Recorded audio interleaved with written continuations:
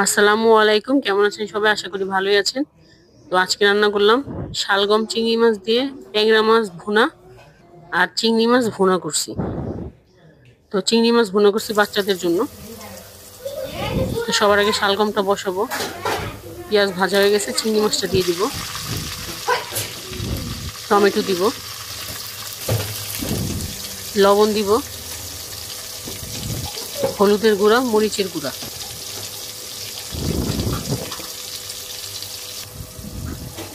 অল্প একটু পানি দিব। এখন শালগমগুলো দিয়ে দিব।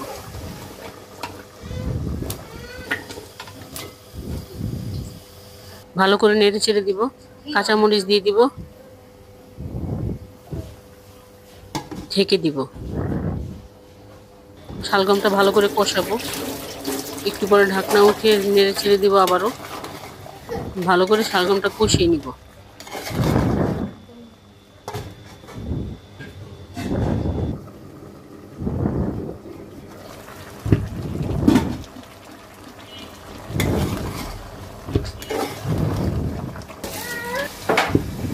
কষানো হয়ে গেলে পরিমাণ মতো ঝোল দিয়ে দিব।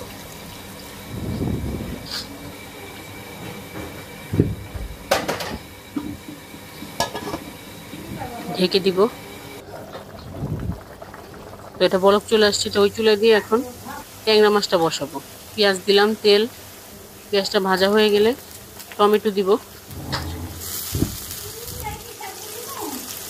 লবণ দিব, হলুদের গুঁড়া, মরিচের গুঁড়া,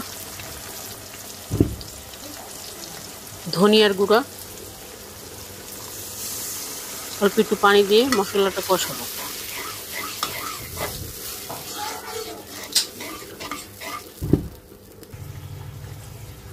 যে ট্যাংরা মাছগুলো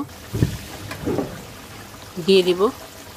এই পর্যায়ে ট্যাংরা মাছগুলো দিয়ে এগুলো ভালো করে কষাবো।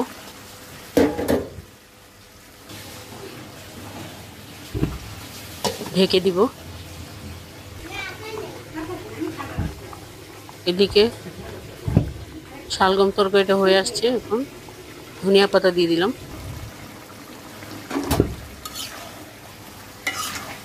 ট্যাংরা মাছটাও ভালো করে কষাবো।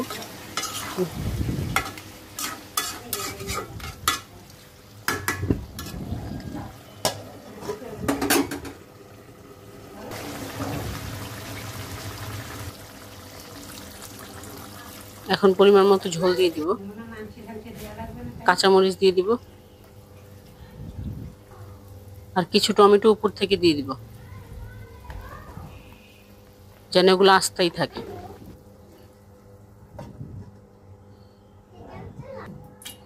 ঢেকে ওই চুলায় দিয়ে এই চুলায় চিংড়ি মাছটা ভুনা করবো। বাচ্চাদের জন্য যে চিংড়ি মাছটা নিয়েছি, চিংড়ি মাছগুলো আগে ভেজে নিব তেলে। ভাজা হয়ে গেলে উঠিয়ে নিব। যে ভেজে নিয়েছি, এখন পেঁয়াজ দিব ওই তাওয়ার ভিতরেই। পেঁয়াজটা ভাজা হয়ে গেলে টমেটো দিব, লবণ দিব, হলুদের গুঁড়া দিব,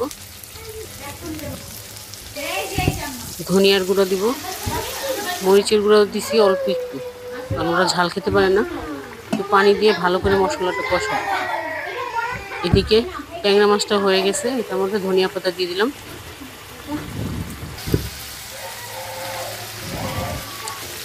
চিংড়ি মাছগুলো দিব, দিয়ে ভালোভাবে কষাবো। কাঁচামরিচ দিয়ে দিব। কষানো হয়ে গেলে পরিমাণ মতো ঝোল দিব।